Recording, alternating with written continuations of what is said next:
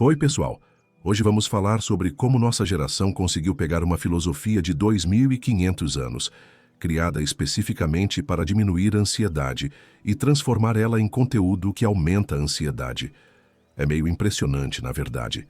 Se vocês gostarem do episódio, deixem o like, por favor. O canal está começando e isso ajuda muito mesmo.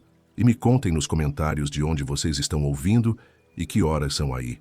Sempre acho fascinante saber quem está acompanhando. Agora, imaginem uma coisa. Budismo moderno nas redes sociais virou um fenômeno bem peculiar. Você tem pessoas ensinando desapego enquanto checam os likes a cada 5 minutos. Gurus pregando amor incondicional, mas bloqueando comentários negativos. Influencers fazendo lives de como estar presente, que são interrompidas por notificações de outros apps. A ironia é que vivemos a primeira era da história, onde você pode ganhar dinheiro sendo zen, ter burnout praticando compaixão e desenvolver ansiedade social ensinando mindfulness. Apps de meditação mandam notificações sobre como estar presente. É como se tivéssemos transformado Dharma em algoritmo e sabedoria em métrica de engajamento.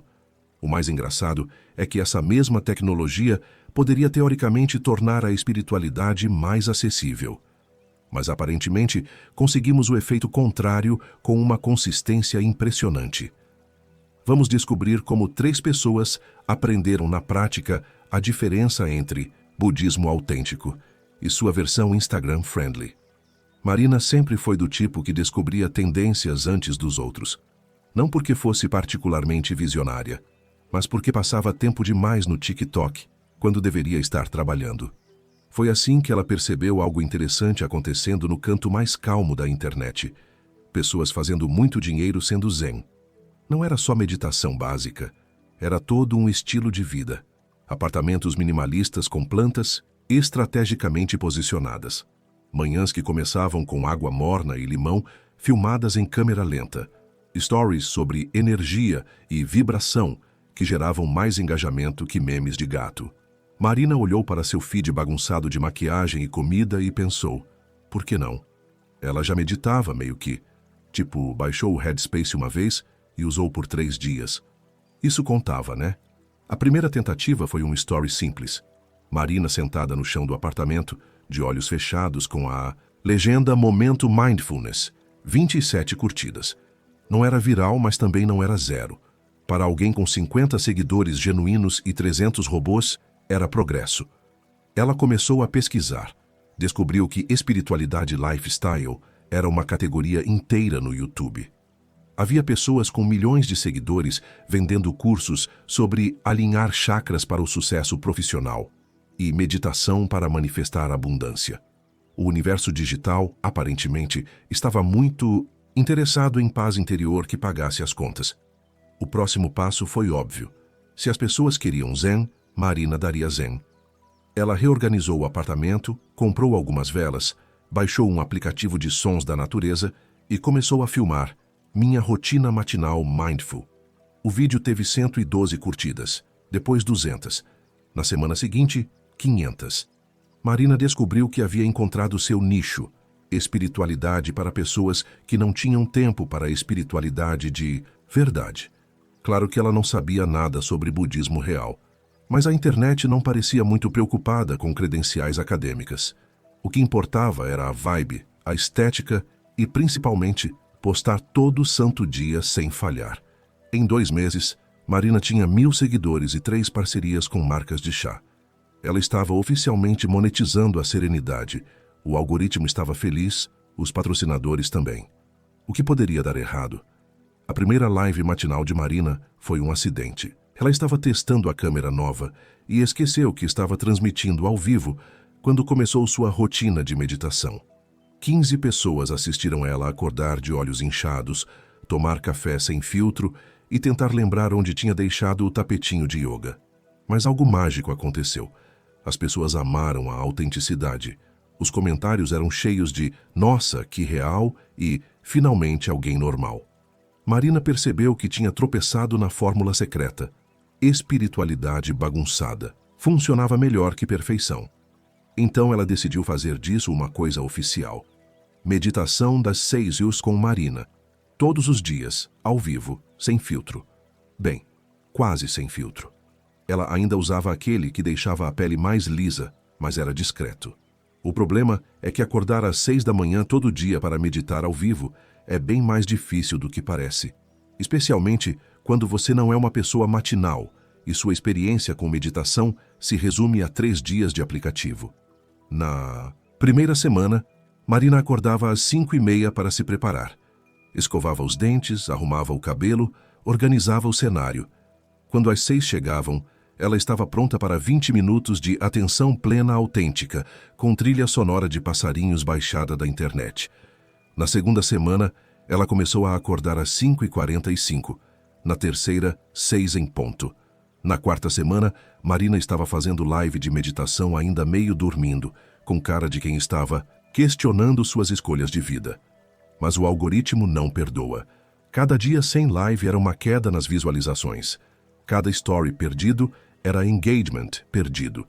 Marina descobriu que ser zen profissionalmente era mais estressante que qualquer trabalho que já tinha tido.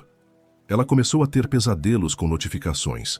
Acordava de madrugada preocupada se tinha postado o story do dia. Checava as métricas compulsivamente.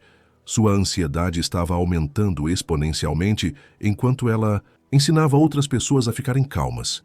O pior era durante as próprias lives. Marina tentava se concentrar na respiração enquanto olhava de lado para os comentários. Respira mais devagar. Fala sobre gratidão. Que horas termina isso?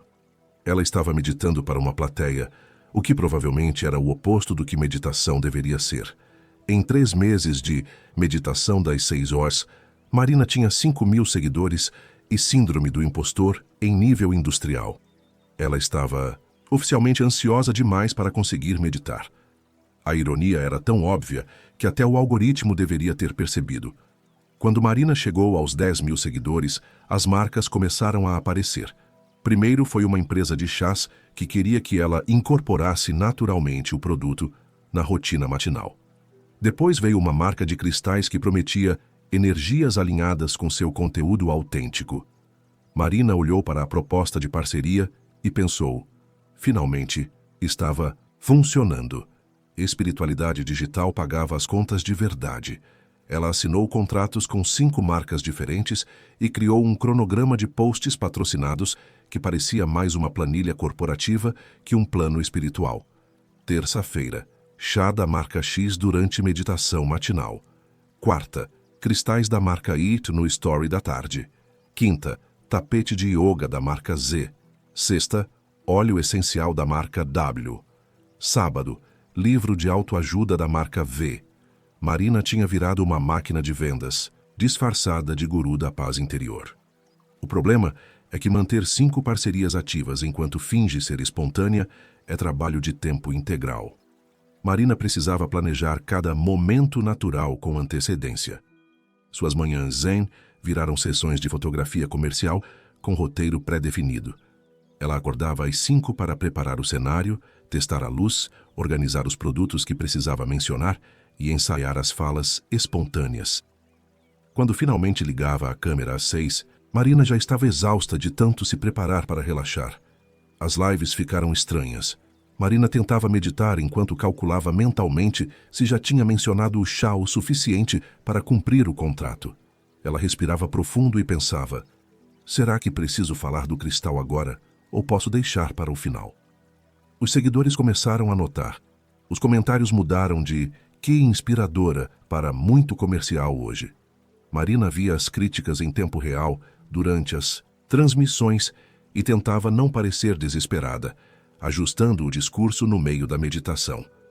O momento decisivo veio numa quinta-feira de novembro. Marina estava no meio de uma live sobre como encontrar paz interior em tempos difíceis, quando teve que pausar a meditação para mostrar o novo difusor de aromas da marca patrocinadora. Ela literalmente parou de respirar conscientemente para fazer propaganda de um produto que promete ajudar você a respirar melhor. Foi aí que Marina teve seu primeiro ataque de pânico ao vivo. Diante de 3.000 pessoas assistindo, ela começou a hiperventilar tentando explicar como o difusor de lavanda poderia transformar a experiência meditativa de qualquer pessoa. A transmissão durou mais 15 minutos com Marina claramente em pânico, fingindo que estava tudo bem. Os comentários ficaram divididos entre preocupação genuína e gente perguntando onde comprar o difusor com desconto. Marina desligou a live e se deu conta de que havia criado o negócio mais contraditório do mundo. Uma empresa de ansiedade disfarçada de solução para a ansiedade. Depois do ataque de pânico ao vivo, Marina fez algo revolucionário para uma influencer. Saiu da internet por 3 dias. Não postou story, não respondeu comentário, não checou métricas. Foi como um detox digital forçado pelo próprio sistema nervoso. No segundo dia de abstinência das redes, ela estava na fila do supermercado quando ouviu uma conversa estranha. Uma senhora de uns 60 anos estava explicando para a filha como mindfulness não é bem isso que você vê na internet. Marina, curiosa e desesperada por qualquer coisa que fizesse sentido, puxou conversa. A senhora se chamava Yuki e praticava budismo há 30 anos. Não o budismo Instagram, mas aquele que vem com livros grossos, práticas chatas e 0 hashtags. Quando Marina contou sobre seu canal e a crise recente, Yuki riu de um jeito que não era cruel, mas definitivamente era ciente da ironia. Você está confundindo sati com performance, disse Yuki, como se fosse óbvio. Marina não tinha ideia do que era sati, mas fingiu que sabia para não parecer completamente perdida. Yuki convidou ela para uma prática real no fim de semana, em uma sala alugada num centro comunitário que definitivamente não tinha ring light. Sábado de manhã, Marina chegou esperando encontrar algo instagramável.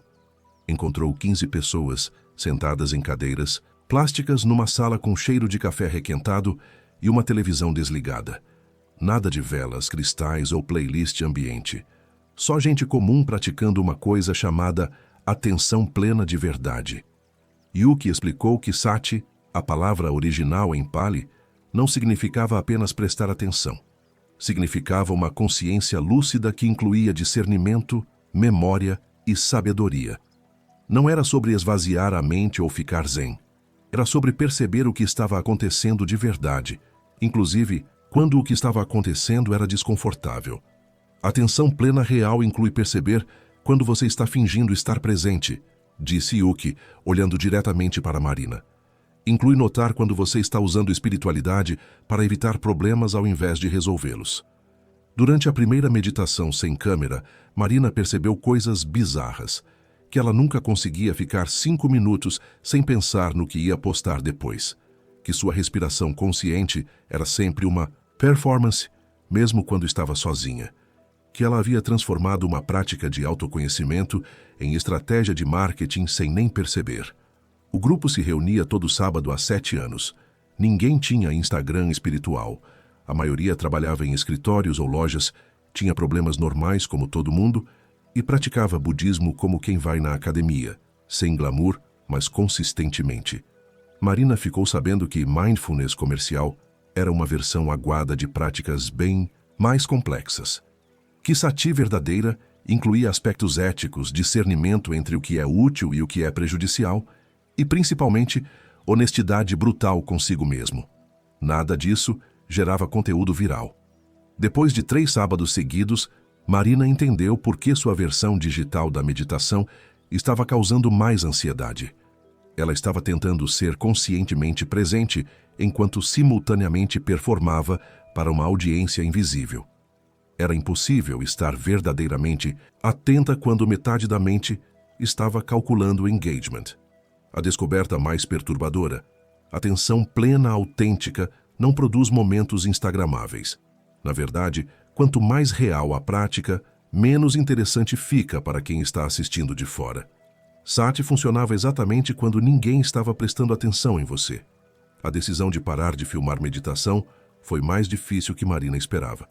Não tecnicamente, bastava não ligar a câmera, mas psicologicamente era como decidir parar de respirar. Ela havia condicionado sua prática espiritual à validação externa por tanto tempo que meditar sem audience parecia completamente sem sentido. Primeiro, Marina tentou um meio termo. Continuou postando sobre budismo, mas sem as lives matinais. Em vez de performances ao vivo, Ela fazia posts reflexivos sobre jornada interior e descobertas autênticas. Os seguidores notaram a mudança imediatamente. Cadê as meditações? Saudades das lives. Você mudou. Antes era mais inspiradora. O algoritmo foi ainda mais cruel. Sem conteúdo diário e engajamento constante, o alcance dos posts despencou. Marina viu seus números caindo em tempo real. De 5.000 visualizações para 3.000, depois 1.000, depois 500. Era como assistir sua relevância digital evaporar em câmera lenta. As marcas começaram a questionar as parcerias. O representante da empresa de chás mandou um e-mail educado, mas direto. Percebemos uma queda significativa no engajamento. Vamos reavaliar nossa estratégia. Traduzindo, adeus, dinheiro do chá consciente. Marina passou por uma crise existencial bizarra. Ela havia descoberto uma prática de meditação que realmente funcionava, que diminuía sua ansiedade e fazia sentido para sua vida. Mas essa mesma prática estava destruindo sua carreira digital. Era como se crescimento espiritual e crescimento de seguidores fossem inversamente proporcionais. Por 2 semanas, ela ficou em limbo. Praticava sati real nos sábados com Yuki e tentava manter a persona espiritual online durante a semana. Era exaustivo fingir que ainda estava na mesma vibe quando tinha descoberto que a vibe toda era problemática desde o início. O momento da verdade veio quando um seguidor comentou: Marina, você parece mais ansiosa desde que parou com as lives. Traz de volta a versão zen. Ela percebeu que as pessoas queriam consumir sua serenidade performática. Não necessariamente ficarem serenas de verdade. Marina tomou a decisão mais anti-influencer possível. Postou um vídeo honesto. Explicou que havia descoberto a diferença entre mindfulness real e mindfulness para a câmera. Que a atenção plena autêntica não acontece enquanto você está preocupada com like e comentário. Que ela ia continuar praticando, mas sem filmar. O vídeo teve 2.000 visualizações e 200 unfollows no primeiro dia. Pessoas comentaram coisas como "que decepção" e "era melhor quando você não era problemática". Marina percebeu que seu público não queria a evolução espiritual dela.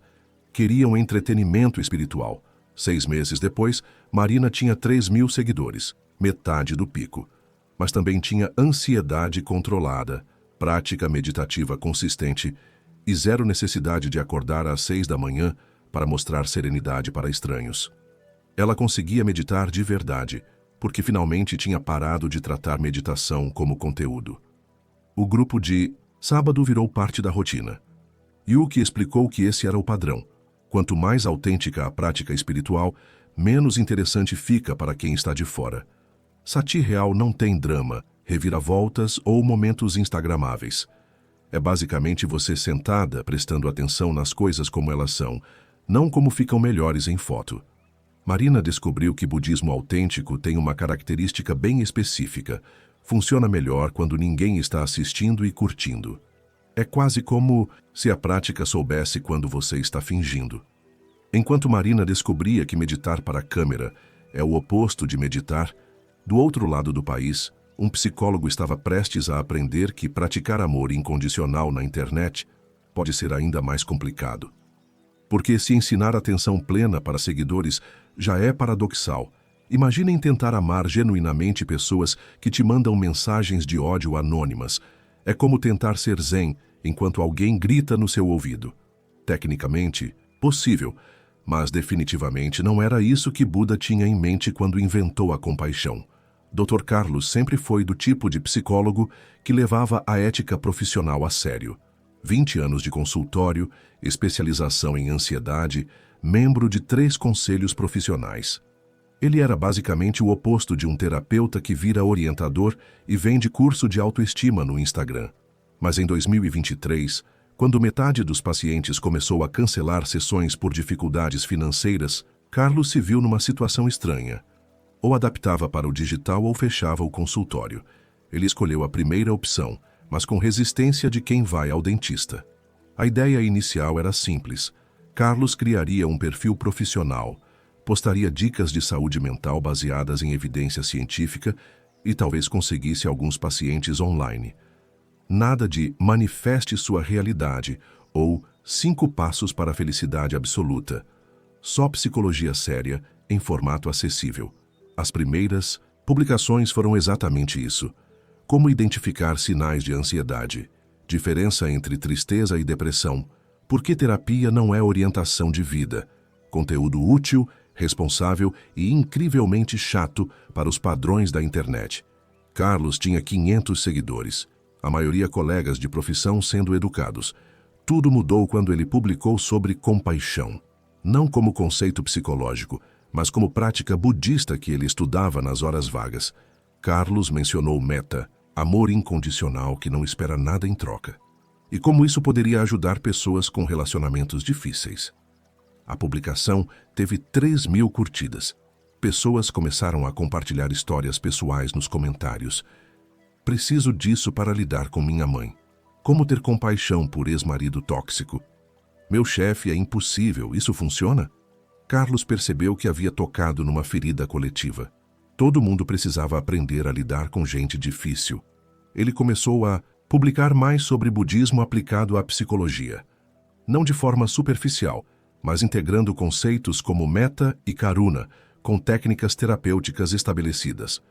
O perfil cresceu para 5.000 seguidores em 2 meses, mas com o crescimento vieram os primeiros haters. Comentários do tipo psicólogo Nutella, budismo é coisa de vagabundo e volta para a Índia seu hippie. Carlos, que nunca tinha lidado com hostilidade anônima, ficou genuinamente chocado. 20 anos, atendendo pessoas em crise, e ele não estava preparado para gente atacando ele por ensinar compaixão. Foi aí que Carlos teve uma ideia que parecia brilhante na época. Por que não praticar metta com os próprios odiadores? Amor incondicional incluía amar pessoas que te odeiam sem motivo, certo? Ele começou a responder cada comentário agressivo com gentileza genuína e compaixão budista. O primeiro hater, que chamou ele de charlatão de quinta, recebeu uma resposta carinhosa sobre como críticas podem vir de lugares de dor pessoal. Carlos terminou com o desejo que você encontre a paz que está buscando. Ele achou que estava sendo um exemplo prático de metta em ação. O que Carlos não calculou era que responder odiadores com amor incondicional na internet é basicamente como alimentar pombos numa praça. Quanto mais você dá atenção, mais eles aparecem.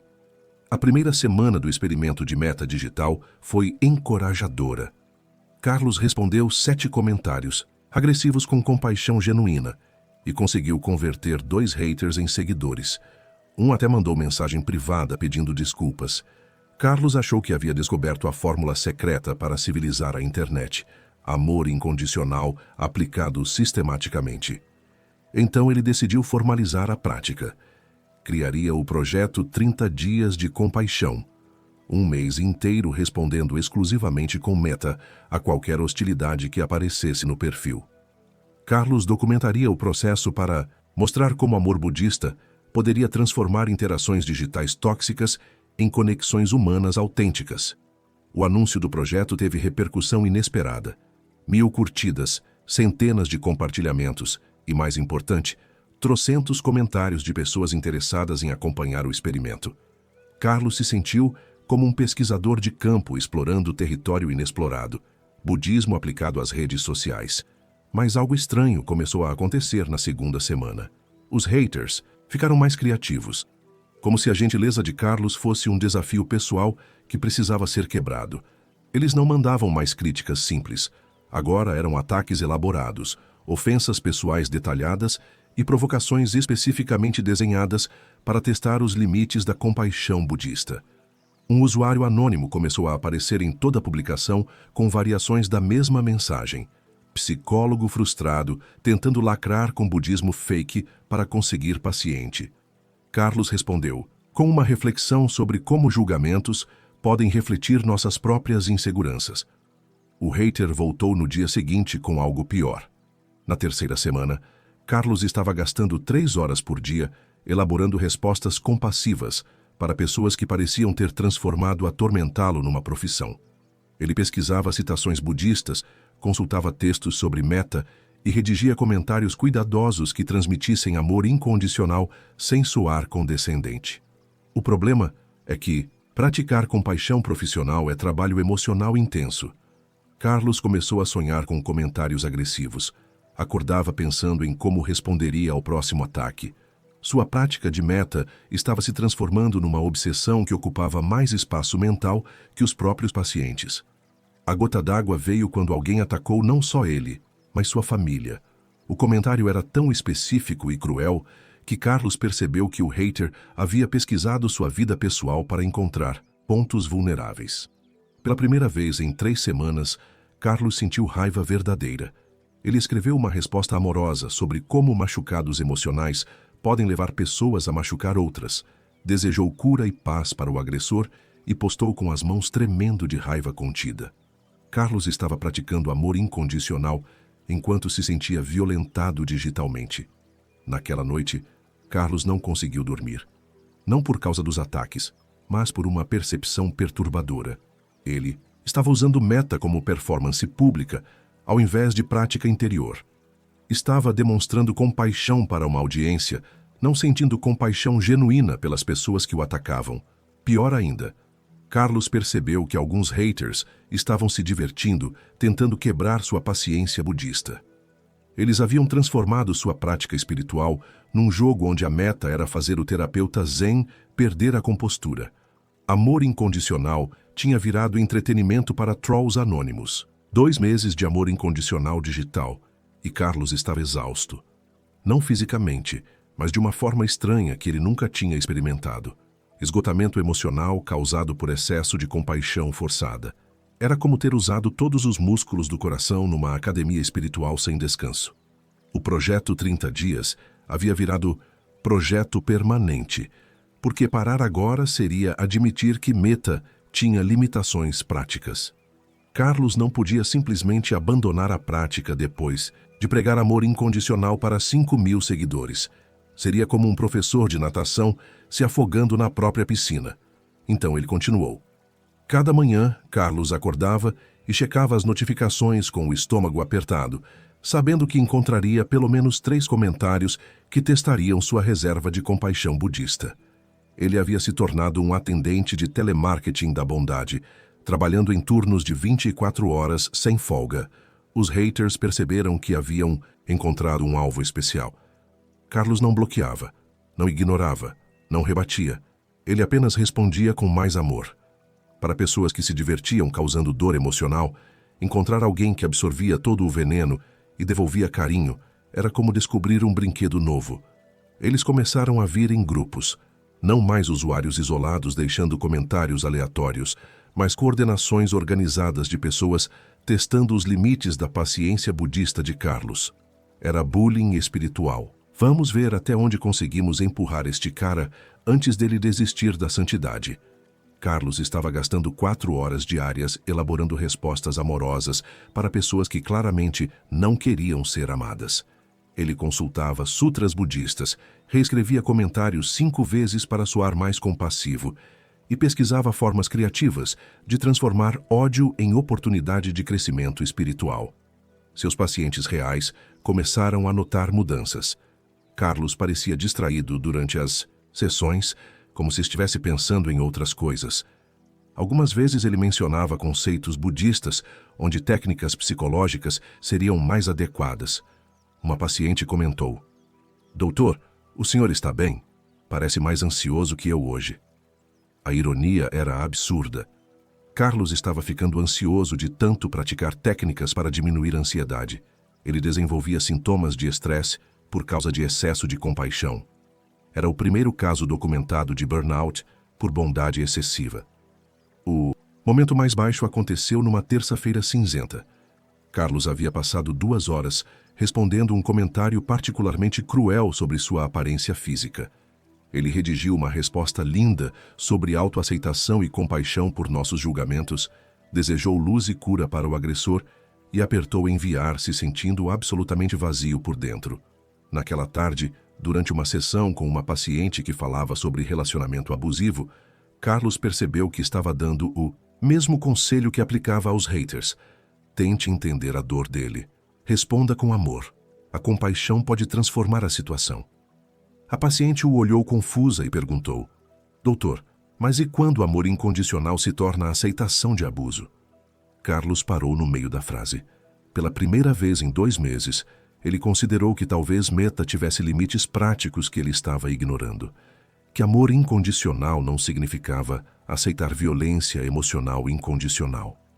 Que compaixão genuína poderia incluir dizer não para pessoas que usam sua bondade como playground. Naquela noite, Carlos fez algo revolucionário. Não respondeu os 5 comentários agressivos que apareceram no perfil. Simplesmente os deixou lá, sem amor, sem ódio, sem nada. Pela primeira vez em meses, ele dormiu sem sonhar com respostas compassivas para gente que não queria compaixão. A primeira noite sem responder haters foi libertadora e aterrorizante ao mesmo tempo. Carlos dormiu melhor, mas acordou com culpa existencial. Tinha abandonado sua prática de Meta justamente quando ela estava sendo testada. Era como um monge desistindo da meditação porque estava difícil demais. Ele passou 3 dias em crise espiritual. Por um lado, sentia alívio genuíno de não precisar transformar cada ataque pessoal em oportunidade de crescimento. Por outro, questionava se estava sendo covarde ou se havia descoberto algo importante sobre os limites da compaixão prática. A resposta veio de onde Carlos menos esperava, seu próprio consultório. Uma paciente estava relatando como finalmente tinha conseguido estabelecer limites com a mãe narcisista.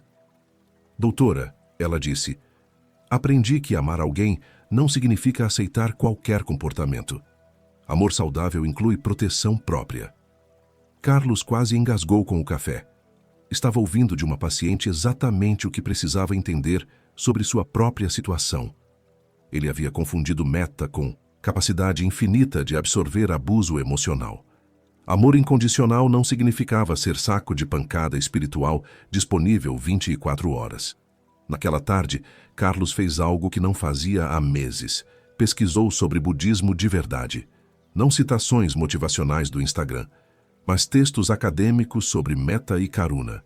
Descobriu que os ensinamentos originais incluíam algo chamado compaixão inteligente. Saber quando o amor genuíno exige estabelecer limites claros. Ele encontrou uma citação do Dalai Lama que mudou tudo. Compaixão não significa tolerar comportamentos prejudiciais.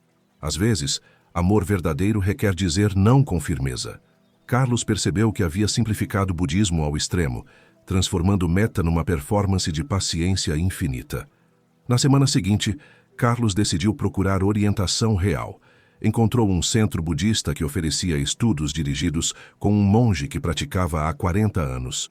O monge, Thich Minh An, ouviu a história do experimento digital e riu de um jeito que era compassivo e levemente divertido.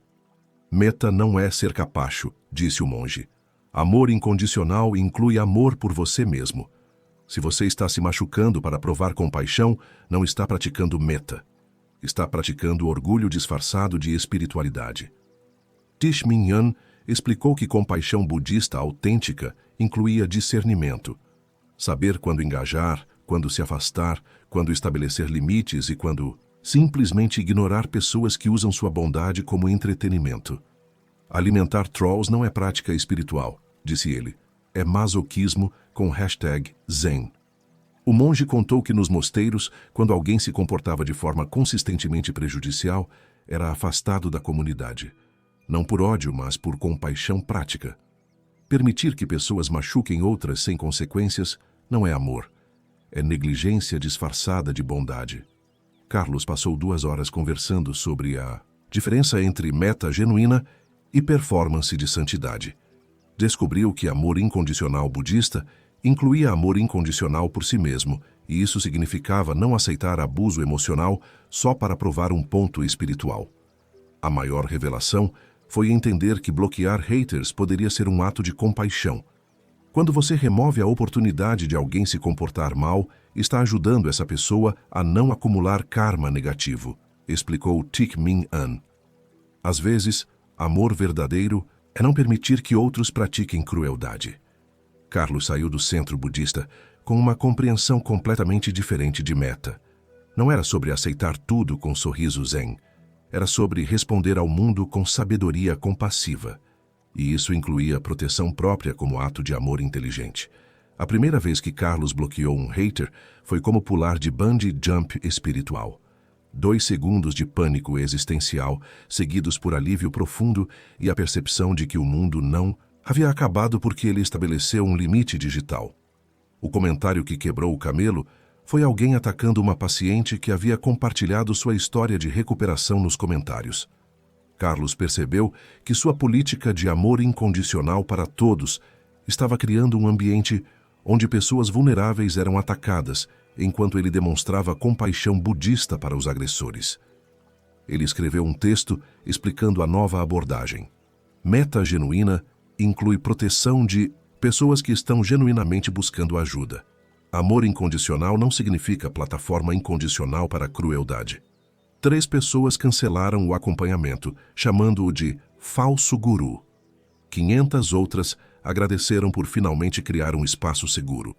Carlos desenvolveu o que chamou de protocolo meta-inteligente. Primeira ofensa, resposta compassiva genuína. Segunda ofensa do mesmo usuário, silêncio consciente. Terceira, bloqueio com amor, remoção da oportunidade de continuar causando dano para o bem de todos os envolvidos. A mudança foi imediata e surpreendente. Sem haters monopolizando os comentários, pessoas reais começaram a aparecer. Pais compartilhando dificuldades com filhos adolescentes, casais falando sobre problemas de comunicação, gente genuinamente interessada em aplicar compaixão budista a situações reais da vida. Os comentários viraram conversas. Carlos conseguia dar orientações úteis sem gastar energia emocional, neutralizando ataques pessoais. Sua prática de meta se tornou funcional ao invés de performática. Ele estava realmente ajudando pessoas, ao invés de provar que conseguia amar quem o odiava. O mais interessante foi perceber que estabelecer limites claros atraiu pessoas mais saudáveis. Como se o perfil tivesse mudado de energia. Gente que realmente queria crescer emocionalmente encontrou um espaço onde podiam fazer perguntas sem medo de serem atacadas por outros usuários. Carlos começou a receber mensagens privadas de colegas psicólogos, perguntando como ele havia conseguido criar uma comunidade digital funcional. A resposta era simples: amor incondicional aplicado com discernimento inteligente. Compaixão que incluía proteção de pessoas vulneráveis.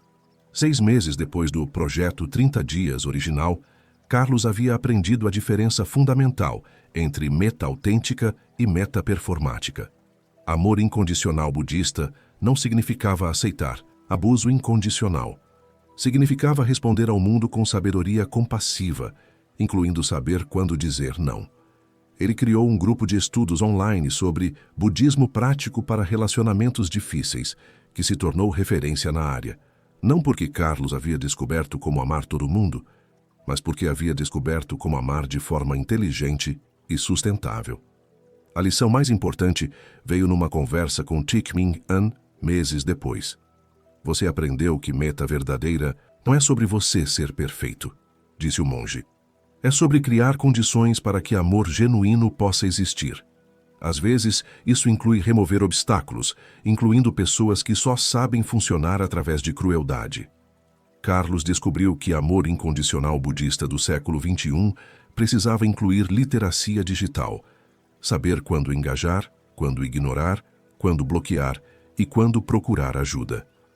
Meta autêntica significava proteger sua própria capacidade de ser compassivo, não esgotá-la provando pontos espirituais para estranhos na internet.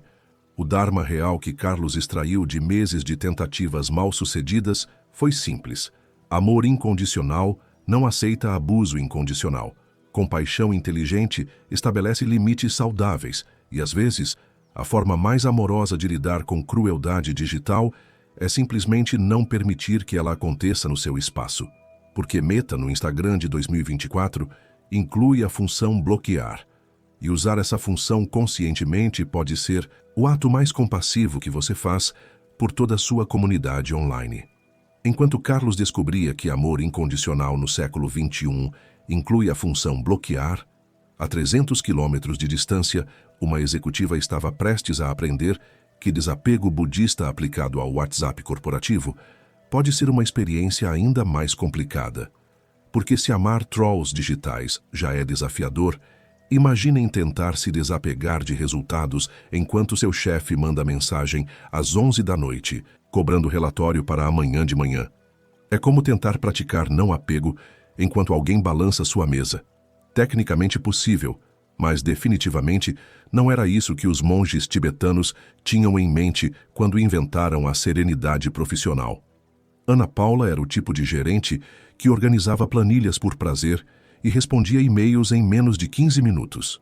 8 anos coordenando projetos numa empresa de tecnologia a tinham transformado numa máquina de eficiência, corporativa com tendências obsessivas para controle de resultados.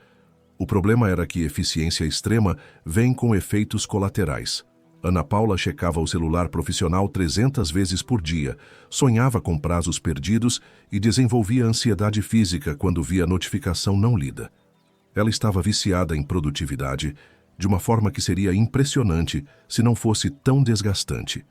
Foi numa dessas noites de insônia, causada por preocupação com entrega de projeto, que Ana Paula tropeçou num vídeo sobre budismo no YouTube.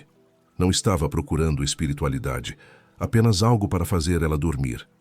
Mas acabou assistindo 40 minutos sobre como o desapego pode liberar você do sofrimento desnecessário.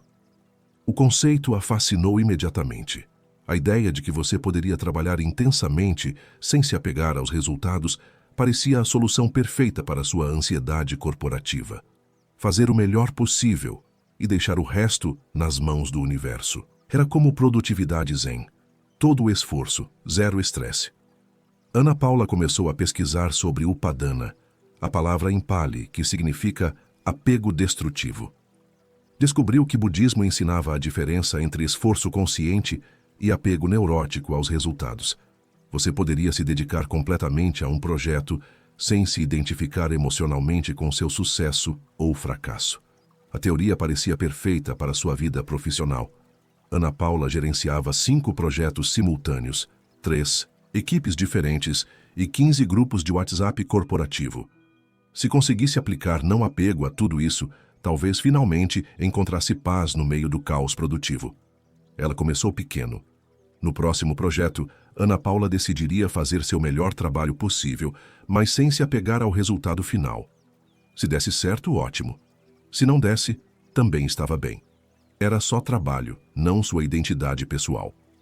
O primeiro teste veio numa apresentação importante para a diretoria. Ana Paula preparou tudo perfeitamente como sempre fazia, mas desta vez com uma atitude mental diferente. Vou fazer minha parte e me desapegar do resultado, ela pensou, respirando fundo antes de entrar na sala. A apresentação foi bem. A diretoria aprovou o projeto. Ana Paula sentiu uma satisfação estranha. Estava contente com o sucesso, mas não eufórica. Era como se tivesse criado uma distância emocional saudável entre seu trabalho e sua autoestima. Encorajada pelo resultado, Ana Paula decidiu aplicar desapego a áreas mais desafiadoras da vida corporativa. O maior teste seria o WhatsApp profissional. 15 grupos onde dezenas de pessoas cobravam resposta imediata sobre tudo, desde urgências reais até dúvidas que poderiam esperar uma semana. Ana Paula teve uma ideia que parecia revolucionária. E se ela simplesmente parasse de responder mensagens por desapego espiritual? Não por preguiça ou irresponsabilidade, mas como prática budista de não apego às expectativas alheias. Na segunda-feira seguinte, Ana Paula embarcou no que ela chamou mentalmente de Experimento Upadana. Uma semana inteira praticando desapego total das demandas digitais corporativas. A primeira manhã do Experimento Upadana foi estranhamente libertadora. Ana Paula acordou, tomou café com calma e foi trabalhar sem checar o celular no trânsito. Era como se tivesse desligado um alarme interno que tocava constantemente há 8 anos. No escritório, ela viu 17 mensagens não lidas nos grupos corporativos. Normalmente, isso geraria ansiedade imediata. Mas Ana Paula respirou fundo e pensou: desapego aos resultados inclui desapego às expectativas de resposta imediata. Ela guardou o celular e focou no trabalho real. Por 3 horas, Ana Paula experimentou algo inédito: concentração profunda sem interrupção digital. Conseguiu terminar um relatório que normalmente levaria o dia inteiro. sem notificações constantemente, quebrando o foco, sua produtividade triplicou. Talvez budismo corporativo fosse genial. O primeiro sinal de problema veio na hora do almoço. Seu assistente chegou meio nervoso, perguntando se ela estava bem. Recebi 5 ligações perguntando se você foi demitida, ele disse. Ninguém consegue te encontrar no WhatsApp. Ana Paula explicou sobre sua prática de desapego e pediu para ele tranquilizar todo mundo. Na terça-feira, a situação ficou mais interessante. O diretor de Dantus Projetos mandou mensagem perguntando onde estava o cronograma que deveria ter sido enviado na segunda. Ana Paula havia terminado o cronograma, mas decidiu não enviar imediatamente por não apego às expectativas temporais. Ela respondeu que enviaria quando fosse apropriado, de acordo com sua prática de mindfulness corporativo. O diretor ligou em 5 minutos. Ana Paula, que história é essa de mindfulness? Preciso do cronograma para apresentar hoje à tarde. Ela explicou, calmamente sobre o Padana e como o desapego aos prazos poderia melhorar a qualidade do trabalho. O diretor disse que conversariam pessoalmente. Na quarta-feira, Ana Paula percebeu que seus colegas estavam evitando envolver ela em decisões urgentes. No grupo principal da empresa, as pessoas pararam de marcar ela com @. Era como se tivessem criado um protocolo alternativo que não dependia da sua participação imediata. Inicialmente, ela achou positivo. Menos cobrança, mais espaço para trabalho focado. Mas na quinta-feira, Ana Paula descobriu que 3 decisões importantes sobre seus próprios projetos haviam sido tomadas sem sua consulta. Achamos que você estava ocupada com suas práticas espirituais, explicou uma colega. O momento mais estranho foi quando Ana Paula percebeu que as pessoas começaram a tratar sua ausência digital como se ela tivesse saído de férias sem avisar. Colegas comentavam, que bom que a Ana Paula conseguiu se desconectar e ela merece esse tempo para si. Ninguém entendia que ela estava no escritório normalmente, só praticando desapego budista. Na sexta-feira, a situação atingiu o auge do absurdo. Ana Paula chegou no escritório e encontrou um e-mail formal do RH pedindo para confirmar se ela pretendia continuar na empresa. Aparentemente, sua ausência prolongada das comunicações essenciais havia gerado preocupação oficial sobre seu comprometimento profissional. O assistente dela explicou que, na ausência de respostas dela, outros gerentes haviam assumido partes de seus projetos. Todo mundo achou que você estava passando por alguma crise pessoal, ele disse. Desapego corporativo não é uma categoria que existe no manual da empresa. Ana Paula percebeu que havia criado um problema bizarro. Sua prática espiritual estava sendo interpretada como negligência profissional. Ela havia conseguido se desapegar das expectativas digitais, mas não havia considerado que outras pessoas ainda estavam apegadas a receber respostas dela. Seu experimento de não apego havia funcionado perfeitamente do ponto de vista pessoal. Ela se sentia mais calma e focada. Mas do ponto de vista profissional, Ana Paula havia inadvertidamente se desapegado também de suas responsabilidades. Budismo corporativo, aparentemente, precisava de alguns ajustes práticos. A reunião com o RH foi uma experiência surreal que Ana Paula jamais esqueceria. Ela se sentou numa sala fria com a coordenadora de pessoas, Fernanda, que a olhava com uma mistura de preocupação e confusão profissional. Ana Paula, precisamos entender o que está acontecendo, começou Fernanda, consultando uma pasta com prints dos grupos de WhatsApp. Você simplesmente desapareceu das comunicações. Seus projetos estão órfãos. O pessoal está preocupado se você está passando por algum problema pessoal. Ana Paula explicou sobre budismo, Upadana e como estava praticando desapego aos resultados para melhorar sua saúde mental. Fernanda ouviu tudo com cara de quem estava tentando traduzir um idioma alienígena para corporativez. Entendo que você esteja buscando equilíbrio, disse Fernanda diplomaticamente. Mas responsividade é parte essencial do seu cargo. Não responder mensagens por uma semana não é zen, Ana Paula, é abandono de função. A conversa ficou mais estranha quando Fernanda mostrou os prints. Ana Paula viu suas próprias ausências documentadas, grupos onde ela foi marcada 12 vezes sem resposta, prazos perdidos porque ninguém sabia se ela havia visto as demandas, colegas criando soluções alternativas para não depender dela. Olha esse aqui, Fernanda apontou para um grupo. Terça-feira, 9 da manhã. Gente, a Ana Paula sumiu de novo. Alguém sabe se ela recebeu a demanda do cliente X? Isso virou padrão. As pessoas estão trabalhando dobrado para compensar sua ausência digital. Ana Paula percebeu que havia subestimado completamente o impacto de sua prática. Ela achava que estava se desapegando apenas de suas próprias ansiedades, mas, na verdade, estava transferindo ansiedade para toda a equipe. Seu zen estava causando estresse coletivo. O pior foi quando Fernanda mostrou uma mensagem do cliente principal. Estamos preocupados com a falta de comunicação da gerente do projeto. Ela não responde há 3 dias. Precisamos de alguém mais responsivo. Ana Paula havia quase perdido o cliente mais importante da empresa por causa de desapego espiritual. Ana Paula, você é uma funcionária excelente, disse Fernanda, mas não pode simplesmente desaparecer e chamar isso de crescimento pessoal. Temos contratos, prazos, pessoas dependendo de você. Budismo é legal, mas responsabilidade profissional não é opcional. A reunião terminou com um ultimato educado. Ana Paula tinha 1 semana para voltar ao padrão normal de comunicação, ou a empresa consideraria realocação de funções. Traduzindo, responda às mensagens ou perca o cargo de gerente. Saindo da sala do RH, Ana Paula se sentiu como alguém que havia tentado aplicar física quântica para consertar um vazamento na pia. Tecnicamente interessante, mas completamente inadequado para a situação prática. Ela passou o resto do dia respondendo mensagens acumuladas e explicando para diferentes pessoas que estava bem, que não havia saído da empresa e que voltaria ao padrão normal de comunicação. Cada explicação soava mais ridícula que a anterior. O mais frustrante era que sua prática de desapego havia funcionado para ela pessoalmente. Ana Paula se sentia mais calma, menos ansiosa, mais focada, mas havia aplicado uma ferramenta individual para crescimento interior, numa situação que exigia colaboração exterior. Naquela noite, Ana Paula percebeu que havia confundido desapego budista com irresponsabilidade disfarçada de espiritualidade. Ela havia se desapegado não só dos resultados, mas também do processo. E no mundo corporativo, processo importa tanto quanto o resultado. Sua experiência com Upadana havia revelado algo importante.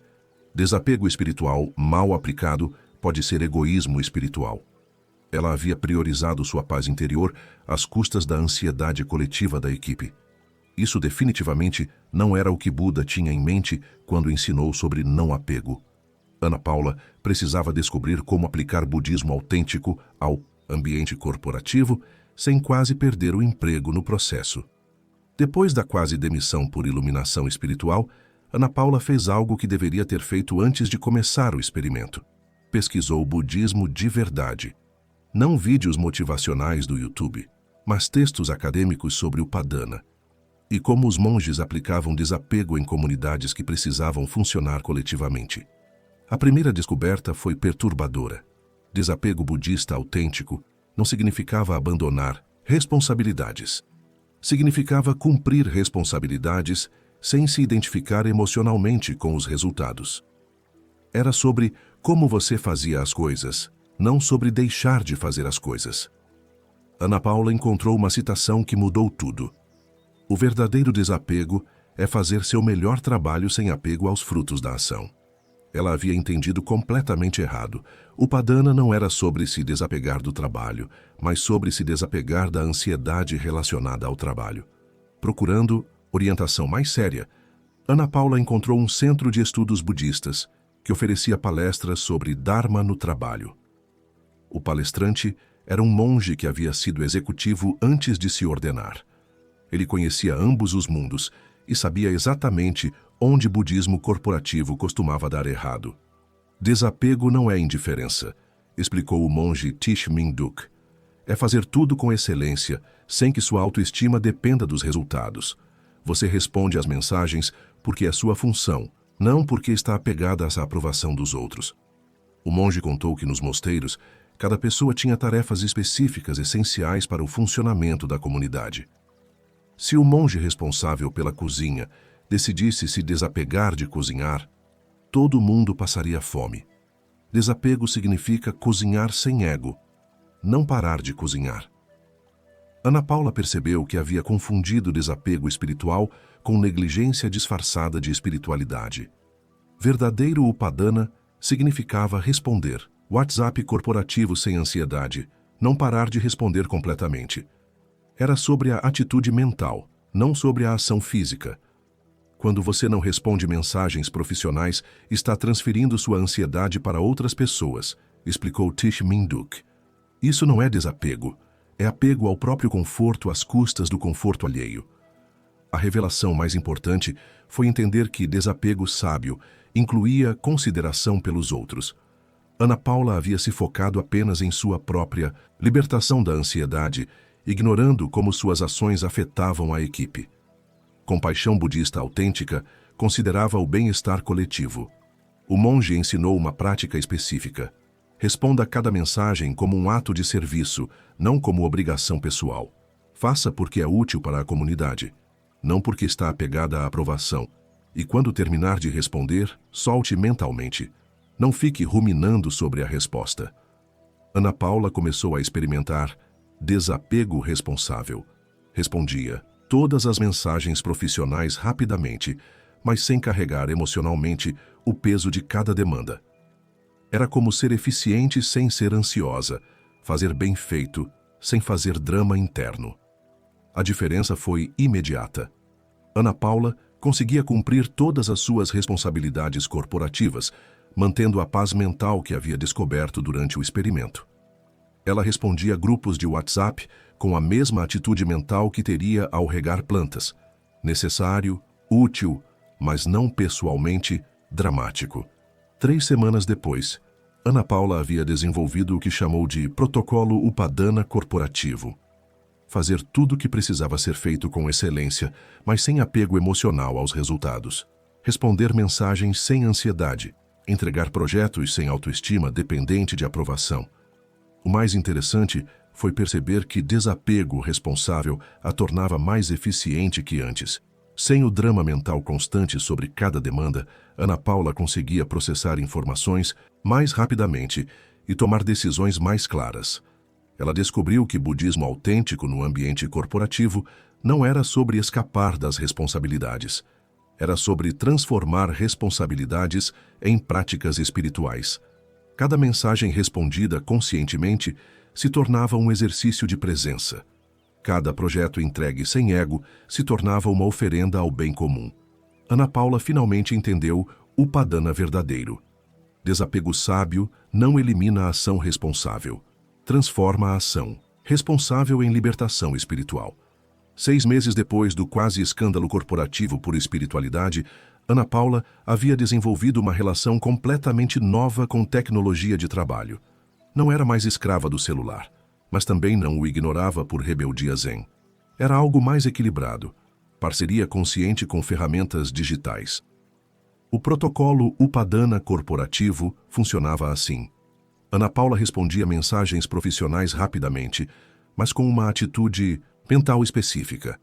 Cada resposta era um ato de serviço à equipe, não uma performance para agradar chefes. Ela digitava sem apego aos resultados, mas com total comprometimento ao processo. A mudança mais notável era interna. Ana Paula podia estar num grupo de WhatsApp com 15 pessoas, discutindo prazos apertados, sem sentir aquela ansiedade antiga que apertava o peito. Ela participava ativamente das discussões, mas sua autoestima não dependia mais de resolver todos os problemas perfeitamente. Seus colegas notaram a diferença, sem conseguir explicar exatamente o que tinha mudado. Ana Paula continuava sendo a gerente super eficiente de sempre, mas agora tinha uma qualidade estranha. Estava presente sem parecer estressada. Resolvia problemas sem dramatizar. Era produtiva sem ser neurótica. O teste definitivo veio quando o cliente mais difícil da empresa cancelou um projeto importante na última hora. Antigamente, Ana Paula teria passado dias ruminando sobre o fracasso, analisando cada detalhe para descobrir onde tinha errado. Desta vez, ela sentiu uma pontada de decepção, processou a informação, ajustou os planos e seguiu em frente. Não é que eu não me importo, ela explicou para o assistente que comentou sobre sua reação calma. É que me importo de forma mais inteligente. Fiz meu melhor trabalho. O cliente decidiu cancelar por motivos próprios. Não posso controlar decisões alheias, só minha própria dedicação. Ana Paula descobriu que desapego verdadeiro não eliminava emoções. Ela ainda sentia frustração quando projetos davam errado, satisfação quando davam certo, irritação quando pessoas eram irresponsáveis. A diferença era que as emoções não controlavam mais suas reações. Eram informações, não comandos. O aspecto mais libertador era que Ana Paula parou de levar trabalho para casa mentalmente. Quando fechava o notebook às 6 da tarde, conseguia realmente desligar da função gerente. Não ficava mais remoendo conversas de reunião ou planejando estratégias na madrugada. Trabalho acontecia no horário de trabalho. Colegas começaram a perguntar sobre seu segredo de produtividade zen. Ana Paula explicava sobre Upadana, mas percebia que a maioria das pessoas queria técnicas rápidas, não transformação de atitude mental. É como academia, ela dizia. Não adianta saber a teoria se não praticar diariamente. Um ano depois do experimento desastroso, Ana Paula foi promovida a diretora de projetos. Na entrevista, o CEO comentou: "Você consegue manter qualidade alta sem criar drama desnecessário. É raro encontrar alguém que seja produtiva e serena ao mesmo tempo." Ela sorriu pensando que isso era exatamente a definição de Upadana corporativo. A descoberta mais surpreendente foi que budismo autêntico não a tornava menos ambiciosa profissionalmente. Pelo contrário, sem ansiedade constante desperdiçando energia mental, Ana Paula conseguia focar melhor em objetivos de longo prazo. Desapego não significava falta de direção, significava direção sem desespero. Ana Paula criou um pequeno grupo de estudos sobre budismo para executivos, que se reunia uma vez por mês. Não para transformar colegas em monges, mas para compartilhar como práticas contemplativas podiam tornar o ambiente corporativo menos tóxico e mais humano. O Dharma real que Ana Paula extraiu de sua experiência quase catastrófica foi simples. Desapego sábio não significa irresponsabilidade disfarçada de espiritualidade. Significa responsabilidade sem neurose. Fazer tudo o que precisa ser feito, fazer bem feito, mas sem carregar o peso emocional desnecessário.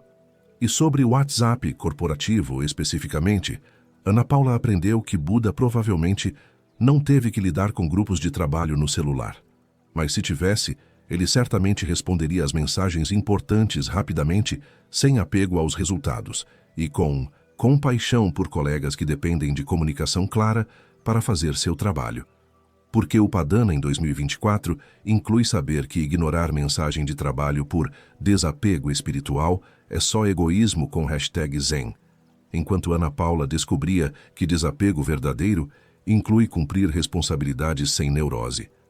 No litoral de Santa Catarina, uma empreendedora digital estava prestes a aprender que aceitar a impermanência de tudo pode ser ainda mais complicado quando você precisa pagar as contas.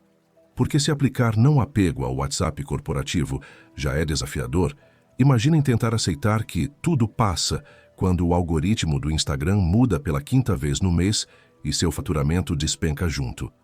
É como tentar ser zen sobre um furacão enquanto sua casa está voando. Tecnicamente possível, segundo a filosofia budista, mas definitivamente não era isso que os mestres antigos tinham em mente quando ensinaram sobre impermanência. Carla sempre foi do tipo que se adaptava rápido às mudanças. 5 anos construindo negócio digital a tinham transformado numa especialista em pivotar estratégias, ajustar conteúdo e surfar ondas de algoritmo. Era como ser uma equilibrista profissional. Você aprende a se mover ou cai da corda bamba. O problema era que as mudanças estavam acelerando. Instagram mudava algoritmo a cada 2 meses. TikTok lançava funcionalidades novas toda semana. LinkedIn decidia do nada que vídeos verticais eram o futuro. Carla passava mais tempo se adaptando às plataformas do que criando conteúdo para elas. Em março de 2024, quando o Instagram mudou novamente o jeito que distribuía posts de negócios, Carla teve algo próximo a um colapso digital. Ela havia passado 6 meses aperfeiçoando uma estratégia que funcionava perfeitamente. De repente, o alcance dos posts caiu 70% da noite para o dia. Foi numa dessas noites de insônia causada por ansiedade de algoritmo que Carla tropeçou num podcast sobre budismo. O episódio falava sobre a Nika, a ideia de que tudo na vida é impermanente e está em constante mudança. Aceitar a impermanência liberta você do sofrimento de tentar controlar o incontrolável, dizia o apresentador. Carla parou de rolar o feed e prestou atenção. Era exatamente o que ela precisava ouvir. Por que se estressar com mudanças de algoritmo se tudo é temporário mesmo? Por que lutar contra a natureza impermanente das plataformas digitais em vez de simplesmente aceitar o fluxo? Ela começou a pesquisar sobre a Nika e descobriu um universo filosófico fascinante. Budismo ensinava que o sofrimento vem da resistência à mudança, não da mudança em si. Se você aceitasse profundamente que tudo passa, sucesso, fracasso, trending topics, algoritmos, poderia encontrar paz no meio do caos digital. A teoria parecia perfeita para sua vida profissional. Carla gerenciava 3 perfis diferentes, 2 cursos online e 5 parcerias comerciais que dependiam de métricas instáveis. Se conseguisse aplicar impermanência budista a tudo isso, talvez finalmente parasse de ter gastrite por causa de números que sobem e descem. Ela decidiu fazer um experimento. No próximo mês, Carla aplicaria a Nika ao seu negócio digital. Quando algo mudasse, algoritmo, engagement, faturamento, ela simplesmente aceitaria como parte natural da impermanência universal. Sem resistência, sem estresse, só aceitação zen. O primeiro teste veio na semana seguinte. O LinkedIn mudou completamente a forma de ranquear posts sobre carreira. Carla viu seu alcance cair de 5.000 para 800 visualizações por post. Antigamente, isso geraria pânico imediato e 3 dias pesquisando novas estratégias. Desta vez, Carla respirou fundo e pensou: a Nika em ação. O algoritmo mudou. Isso também vai mudar. Tudo é impermanente. Ela continuou postando o mesmo tipo de conteúdo, sem ajustar nada. Era liberador, não precisar se reinventar toda semana. Por 2 semanas, Carla experimentou algo inédito: paz digital. Ela acordava sem checar métricas obsessivamente. Postava conteúdo sem calcular horário ótimo. Respondia comentários sem analisar taxa de engajamento. Era como se tivesse desligado o modo ansiedade que dirigia sua vida profissional há 5 anos. O que Carla não percebeu era que aceitar impermanência passivamente é diferente de responder conscientemente à impermanência. Ela havia confundido sabedoria budista com inação disfarçada de zen. A filosofia da impermanência funcionou tão bem para a paz mental de Carla que ela decidiu aplicar o conceito em escala industrial. Se mudanças pequenas eram temporárias, mudanças grandes também eram. Não fazia sentido se adaptar a cada oscilação do mercado digital quando tudo ia mudar de novo mesmo. Carla criou o que chamou mentalmente de estratégia Nika, aceitar todas as mudanças das plataformas sem alterar absolutamente nada do seu próprio comportamento. Era como ser uma rocha zen no meio de um rio digital, deixar tudo fluir ao redor sem se mover. Quando o Instagram lançou uma nova funcionalidade que priorizava Reels de 15 segundos, Carla continuou postando vídeos de 3 minutos. Tendências são impermanentes, ela pensou. Vou manter minha essência autêntica, independente do que o algoritmo quer esta semana. Quando o TikTok começou a favorecer conteúdo educativo, ao invés de entretenimento, Carla manteve seus vídeos de humor sobre vida profissional. Mudanças são ilusórias, ela se lembrou. Não vou me reinventar para agradar uma plataforma que vai mudar de ideia mês que vem. O LinkedIn decidiu que posts com carrossel performavam melhor que vídeos. Carla continuou fazendo lives semanais. Tudo passa, ela meditou. Inclusive essa tendência de carrossel. Vou manter consistência ao invés de surfar ondas temporárias. Por 2 meses, Carla aplicou impermanência budista com a dedicação de uma monja digital. Ela não se adaptava a nenhuma mudança, porque todas as mudanças eram, por definição, temporárias. Era a estratégia de negócios mais zen da história do empreendedorismo digital. O problema era que as métricas não estavam muito interessadas em filosofia budista. O engagement nos posts do Instagram caiu de 3.000 para 500 likes. Os vídeos do TikTok, que antes tinham 100.000 visualizações, agora mal chegavam a 5.000. As lives do LinkedIn passaram de 200 participantes para 23. Carla observava os números despencando com a serenidade de quem descobriu uma verdade superior. Números são ilusão, ela se lembrava. Métricas são impermanentes. Meu valor não depende de validação digital temporária. Era impressionante como o budismo conseguia transformar fracasso comercial em crescimento espiritual. Seus clientes começaram a fazer perguntas incômodas. Carla, por que você não está usando as novas ferramentas do Instagram? Nossos concorrentes estão crescendo e a gente está estagnado. Ela explicava sobre a Nika e como resistir a mudanças era fonte de sofrimento desnecessário. Mas a concorrência está se adaptando e nós estamos perdendo market share, insistia um cliente.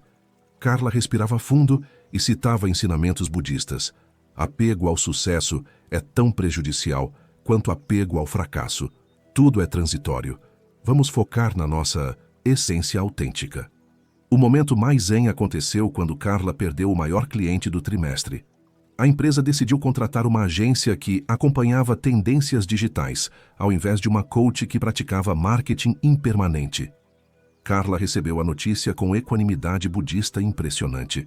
Relacionamentos comerciais também são impermanentes.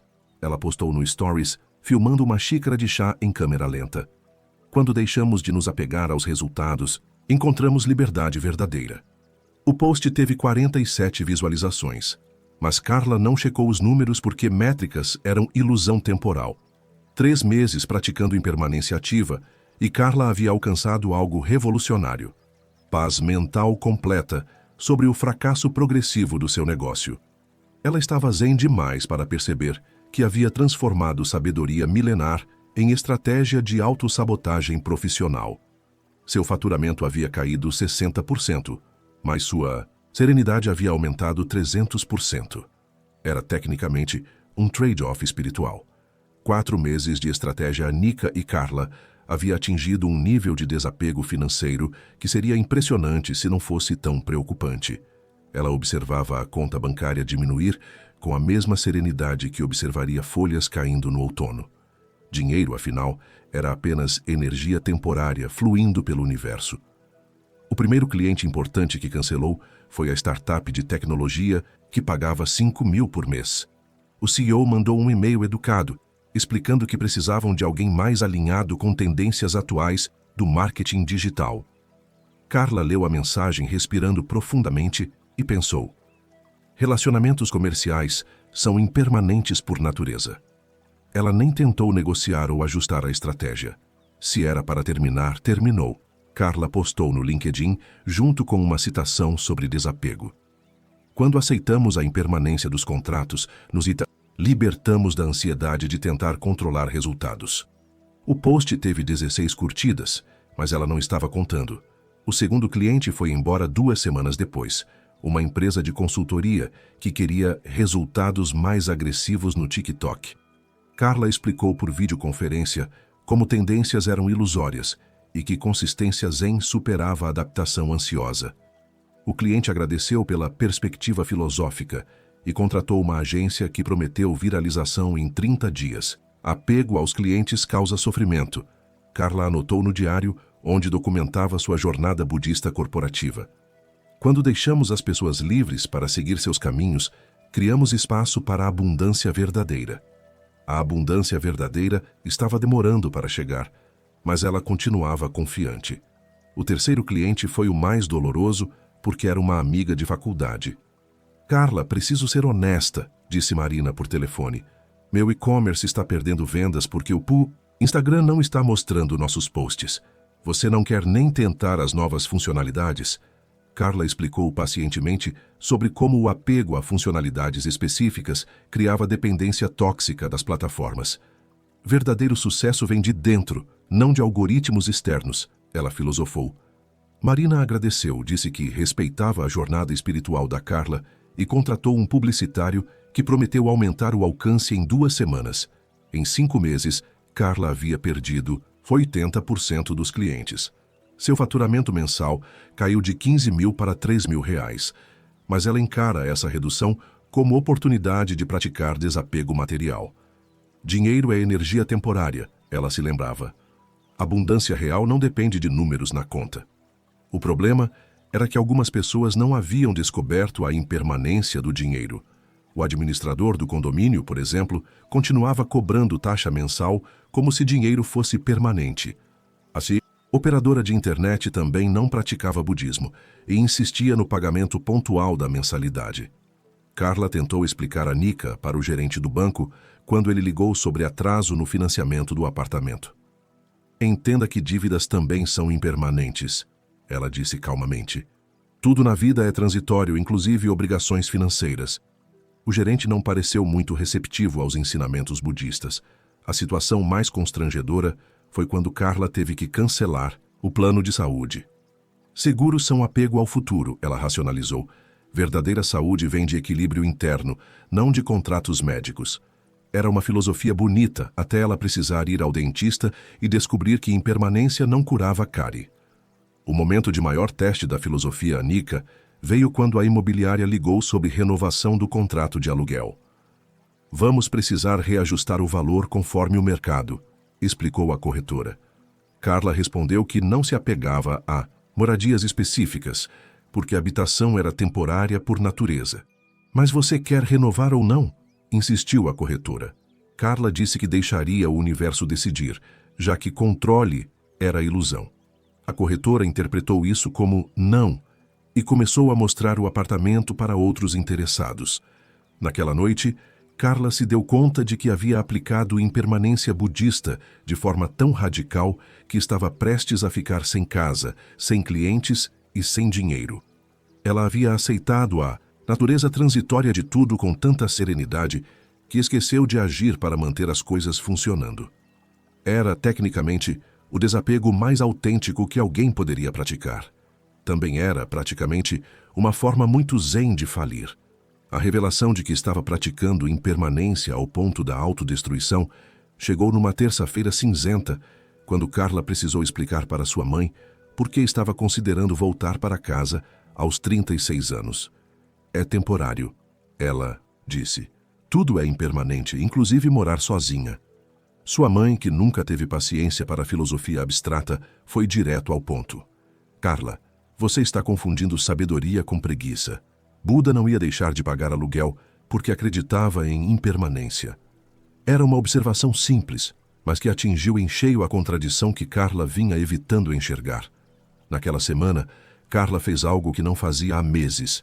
Pesquisou o budismo de verdade, não artigos motivacionais sobre como aplicar Zen aos negócios, mas textos acadêmicos sobre a Nika e como monges budistas realmente lidavam com mudança e responsabilidade prática. A primeira descoberta foi perturbadora. Impermanência budista não significava passividade diante da mudança.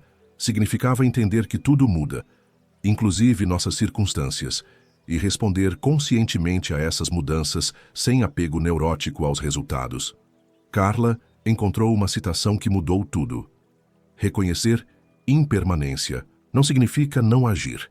Significa agir sem apego aos frutos da ação, sabendo que tudo está em fluxo constante. Ela havia entendido apenas metade do conceito, a parte sobre aceitar mudança, mas não a parte sobre responder adequadamente à mudança. Procurando orientação mais séria, Carla encontrou um centro de estudos budistas em Florianópolis que oferecia retiros sobre Dharma e vida prática. A facilitadora era uma ex-executiva que havia estudado budismo no Tibete antes de voltar ao Brasil para ensinar a aplicação autêntica dos conceitos. A Nika não é sobre ser passiva, explicou Lama Tenzin durante uma palestra sobre budismo para empreendedores. É sobre entender que, já que tudo muda constantemente, a sabedoria está em se adaptar conscientemente ao fluxo, não em resistir nem em ignorar as mudanças. Lama Tenzin contou que nos mosteiros tibetanos, quando as condições climáticas mudavam drasticamente, os monges não ficavam meditando sobre impermanência enquanto passavam frio. Eles ajustavam suas roupas, mudavam suas rotinas e adaptavam suas práticas às novas condições. Se um algoritmo muda e afeta seu trabalho, a Nika significa aceitar a mudança sem drama emocional, mas ainda assim adaptar sua estratégia para funcionar nas novas condições. Ela explicou. Impermanência consciente inclui impermanência da resistência à adaptação. A revelação mais importante foi entender que aceitar mudança incluía aceitar a necessidade de mudar junto. Carla havia se apegado tanto à ideia de não se apegar que criou um apego inverso, apego à não adaptação. Era como ser teimosa sobre não ser teimosa. Você transformou impermanência em rigidez espiritual, diagnosticou Lama Tenzin após ouvir a história completa. Verdadeiro Anika seria fluir com as mudanças dos algoritmos ao invés de resistir a elas por princípio filosófico. Carla passou 3 dias no retiro aprendendo a diferença entre aceitação passiva e resposta consciente. Descobriu que sabedoria budista autêntica incluía discernimento prático, saber quando aceitar, quando agir, quando se adaptar e quando manter curso. Impermanência não elimina responsabilidade, ensinou Lama Tenzin. Transforma a responsabilidade em prática espiritual. Cada adaptação consciente às mudanças se torna exercício de flexibilidade mental. Cada estratégia ajustada sem apego neurótico se torna oferenda ao fluxo natural da vida. O conceito que mais transformou a perspectiva de Carla foi impermanência responsiva. Aceitar que tudo muda, incluindo a necessidade de mudança das nossas próprias respostas. Era como ser água que se adapta ao formato do recipiente, mas ainda assim continua fluindo na direção do oceano. Carla finalmente entendeu que havia simplificado o budismo ao extremo, transformando a Nika numa filosofia de inação disfarçada de espiritualidade. Aceitar impermanência significava aceitar que, às vezes, você precisa mudar sua estratégia para continuar servindo seus propósitos conscientemente. Na volta do retiro, Carla tinha uma compreensão completamente diferente de como aplicar impermanência ao empreendedorismo digital. Não era sobre ignorar mudanças por serem temporárias. Era sobre responder às mudanças sem se apegar neuroticamente aos métodos antigos. A primeira coisa que Carla fez ao voltar do retiro foi algo revolucionário para alguém que havia passado 6 meses ignorando algoritmos. Estudou todas as mudanças que tinha perdido. Não com ansiedade de recuperar tempo perdido, mas com curiosidade zen sobre como as plataformas haviam evoluído na sua ausência. Era impressionante quantas funcionalidades novas tinham surgido. Instagram havia lançado 3 ferramentas diferentes para criadores. LinkedIn estava priorizando newsletter interna. TikTok tinha algoritmo completamente novo para conteúdo educativo. Carla observou tudo isso com interesse genuíno, mas sem o desespero antigo de precisar dominar tudo imediatamente. Ela desenvolveu o que chamou de protocolo Anika responsivo. Aceitar mudanças das plataformas como parte natural da impermanência digital, mas responder conscientemente a essas mudanças com estratégias adaptadas. Era como ser bambu, flexível ao vento, mas ainda assim crescendo na direção da luz. O primeiro teste foi uma mudança drástica no algoritmo do Instagram que privilegiava vídeos de 60 segundos. Antigamente, Carla ignoraria por princípio filosófico. Desta vez, ela aceitou a mudança sem resistência emocional e adaptou seu conteúdo para o novo formato. Tudo é impermanente, inclusive formatos de vídeo. Ela postou num Reel explicando como adaptar estratégias sem perder a autenticidade. A sabedoria está em fluir com as mudanças, ao invés de lutar contra elas. O vídeo teve 5.000 visualizações, mais que qualquer conteúdo dos últimos 4 meses. Carla começou a aplicar impermanência inteligente, sistematicamente. Quando o TikTok lançou ferramentas novas, ela testava sem apego aos resultados. Quando o LinkedIn mudou o algoritmo, ela ajustava a abordagem sem drama existencial. Era como surfar ondas digitais. Você trabalha com a força natural, ao invés de lutar contra ela. A diferença era interna. Carla conseguia se adaptar a mudanças sem a ansiedade paralisante que sentia antes. Cada ajuste de estratégia se tornava exercício de flexibilidade mental ao invés de fonte de estresse. Ela trabalhava com impermanência, não contra ela. 6 meses depois da experiência desastrosa com a aceitação passiva, Carla havia recuperado não só os clientes perdidos, mas encontrado novos através da sua abordagem única. Ela vendia marketing consciente, estratégias digitais baseadas em princípios budistas de adaptação sem apego. O curso online, Impermanência Digital, se tornou sucesso inesperado. Empreendedores. Estressados com mudanças constantes de algoritmo, descobriram que budismo aplicado corretamente diminuía a ansiedade sem prejudicar resultados. Era Zen que funcionava comercialmente. Carla criou uma metodologia específica: fluxo, flexibilidade, lucidez, universalidade, excelência, organicidade. Cada mudança de plataforma era oportunidade de praticar esses princípios ao invés de motivo para pânico ou inércia. O cliente que mais a surpreendeu foi uma grande empresa de tecnologia que contratou consultoria sobre liderança impermanente. O CEO havia descoberto que equipes que praticavam aceitação consciente de mudanças eram mais resilientes e inovadoras que equipes que resistiam ou ignoravam transformações do mercado. A descoberta mais importante foi que impermanência aplicada corretamente aumentava a criatividade. Sem apego neurótico a métodos específicos, Carla conseguia experimentar formatos novos com liberdade mental. Cada teste se tornava exploração lúdica ao invés de aposta desesperada.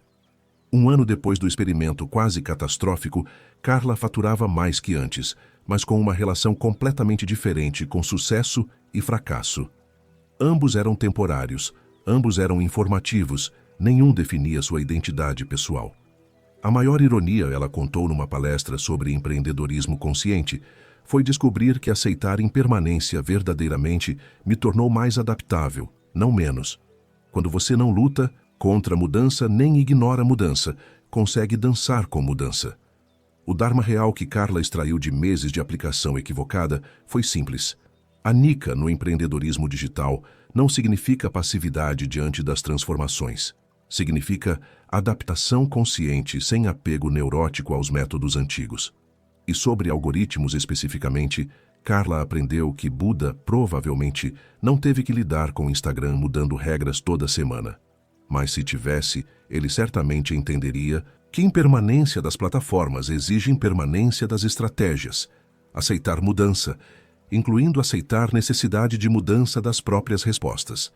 Porque a Nika em 2024 significa entender que algoritmos mudam constantemente.